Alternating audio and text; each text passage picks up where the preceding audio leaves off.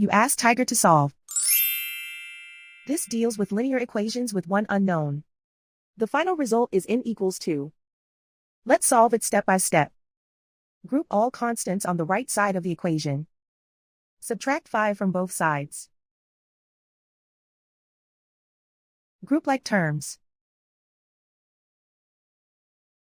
Simplify the arithmetic.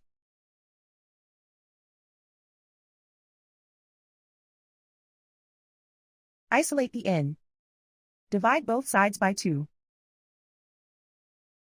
Simplify the fraction. Find the greatest common factor of the numerator and denominator. Factor out and cancel the greatest common factor. And so the final result is n equals 2.